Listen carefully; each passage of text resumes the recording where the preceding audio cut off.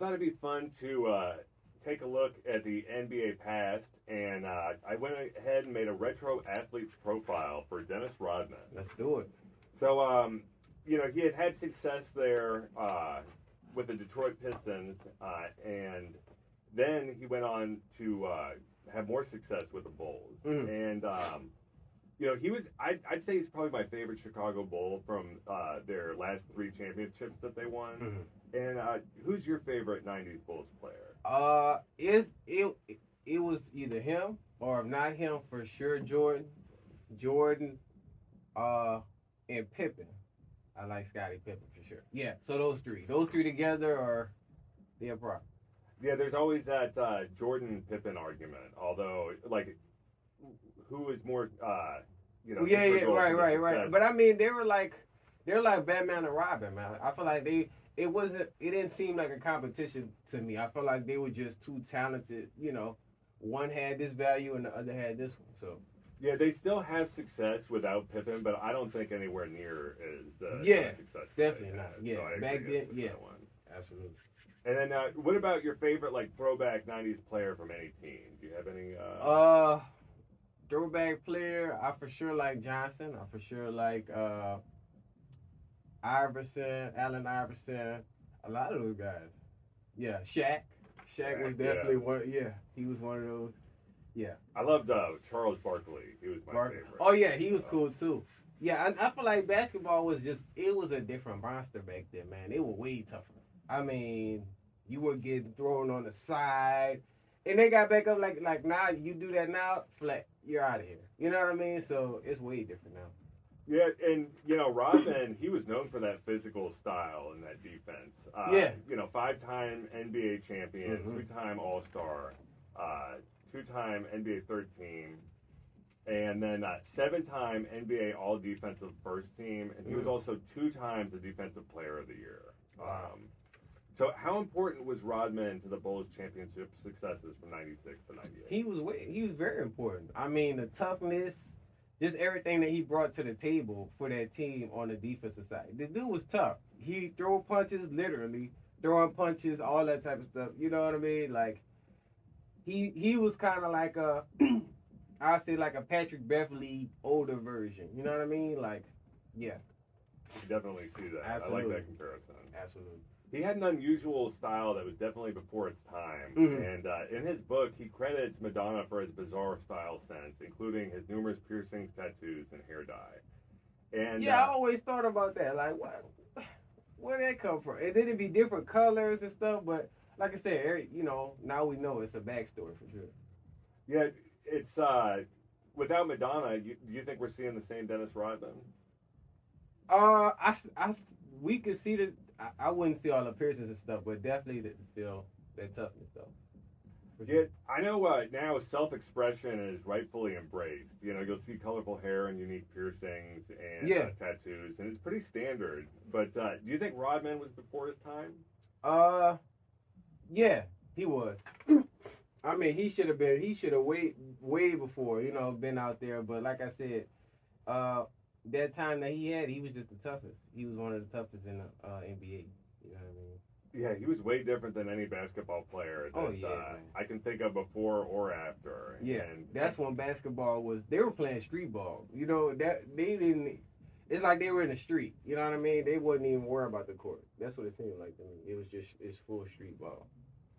And I really love that Patrick Beverly comparison that you made. Yeah. I have it written down here that I'd say that he's probably the one I would make a comparison Definitely. to. I mean, coming out of Chicago, young kid coming out, in his story, James, it's so amazing when I look back at it. Coming from Chicago, having to play overseas and all that just to get to the NBA. So, yeah.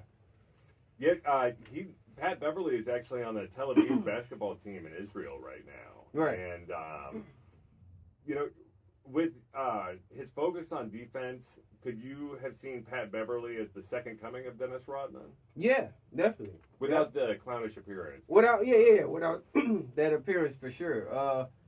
If I were Pat, I would definitely try to get ownership of the Bulls and coach. Like, he'll be a great coach. I'm gonna be real with you for the NBA. They need him as a coach. For sure. And then kind of reflecting on his, high-profile relationships, Rodman's. Yeah. Madonna was in his book, and they had dated for a while, and she had wanted to start a family with Rodman, although he wasn't as interested at the time. Yeah. He dated Carmen Electra, and in The Last Dance on Netflix, it talks about how she hid when Michael Jordan came to Vegas to pick Rodman up. Okay.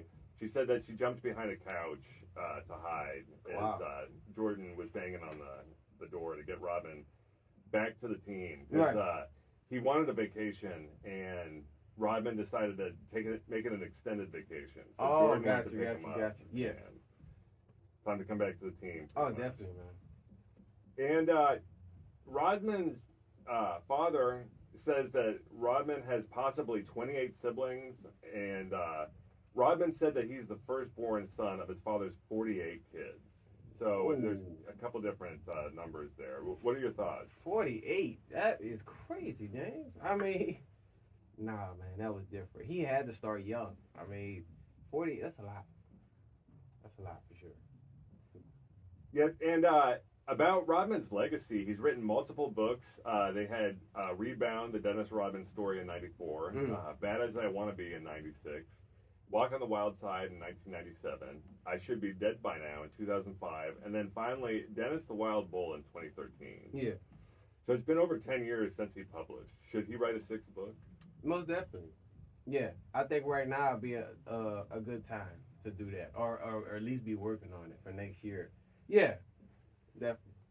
It'd be interesting to hear about some of his experiences over in North Korea and Russia and some of the traveling that he's done. Yeah, right, exactly. He spent a lot of time with foreign diplomats recently. Yeah. And then kind of taking a look back to his film career, he started off in the 1996 film Eddie as himself. Mm. He was in the movie Double Team in 1997 as Yaz. And this is one of those movies, it's so bad it's good. Yeah. And I think one of the reasons is that Jean-Claude Van Damme and Dennis Rodman had great chemistry, and it made it semi-watchable. Yeah.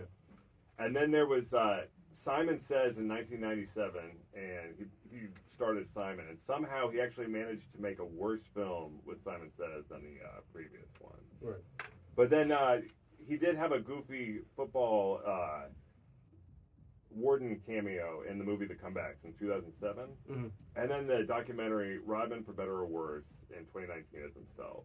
Yeah. So do you think he could try and go for an Oscar? And what do you think about a return to acting for Rodzilla? I definitely think he could get an Oscar in acting right now. Yeah, he could still act. Like a basketball movie or just any type of movie, yeah. Yeah, I want to see him more so in the public eye. And his daughter recently was in the Olympics on the soccer team. Right. So that was interesting to see, too, the lineage of the athletes. Athlete, right. So y'all let us know what you think. Who's your favorite 90s basketball player? Absolutely. And moving ahead. J&J Sports, coming to y'all with more in 2024.